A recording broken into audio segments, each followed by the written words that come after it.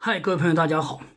就是有的时候啊，大家特别肥胖的人啊，其实不仅仅要当心睡眠呼吸暂停这个问题，其实以往我们的有些经历啊，还发现一个问题，叫做肥胖低通气。为什么谈到这个话题呢？就是前段时间有一个女性用户，是我们老用户介绍的。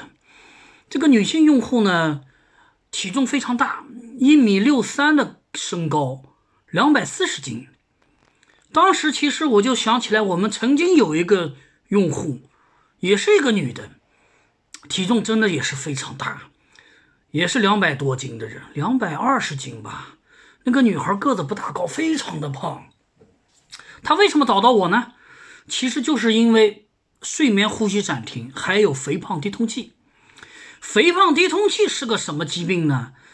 肥胖低通气实际上我们可以简单的说一下，就是你的太胖了，然后你的肺功能都有点影响了，就是你的二氧化碳排不出来了，这就叫做肥胖低通气。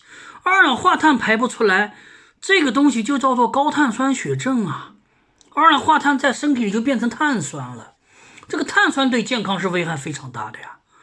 所以说你在特别胖的时候呢，一方面要当心睡眠呼吸暂停的问题，这个大家已经说了很多次了，就是打呼噜打着咔咔没气了这种的。一般来说呢，我经常讲男性多于女性，男的多女的少，睡眠呼吸暂停。如果是女性，一般来说呢，更年期以后，因为雌激素降低了嘛，体重很可能会胖起来。另外呢，就是有些年轻女性吧，可能就是生完孩子之后激素紊乱了，导致体重迅速的胖了之后呢，减不下来。我经常讲，就是女性减肥特别难。我为什么说假人减肥很牛很成功呢？确实是很大的毅力。我们不管说他用了什么手段了、方法了、药物了什么，但是不可否认的是，他的意志力特别坚强。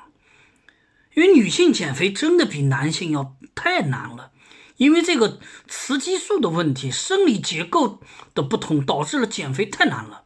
所以说我们还是要说一句，就是假如这个减肥这个正面效果，我认为还是不错的。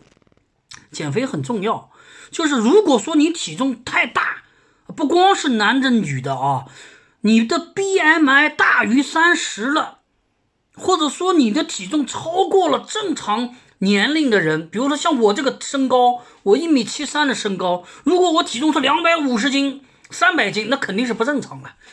那不仅是睡眠呼吸暂停的问题，而且也有可能是肥胖低通气啊。大家在如果体重大要当心这个问题。那怎么知道是肥胖低通气呢？一般来说，有经验的医生啊，看到你体重这么大，他肯定会想到肥胖低通气。怎么办？抽一个动脉血气，看看你的二氧化碳怎么样。二氧化碳如果高了，完蛋，基本上就是肥胖低通气。二氧化碳高了嘛，血气分压高了，这个呢怎么办呢？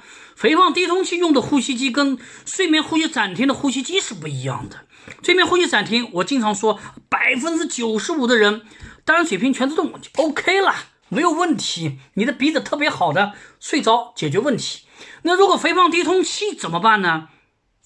只能用双水平 ST 型的呼吸机。双水平 ST 型呼吸机可以帮助你排出二氧化碳，然后呢消除上气道的阻塞，解决了睡眠呼吸暂停，也解决了二氧化碳的问题。呼吸机是不一样的，所以说我们在选购呼吸机前，先要搞清楚自己是什么毛病，搞清楚疾病是什么类型，然后再看呼吸机的类型。好了，今天跟大家分享到这里，谢谢。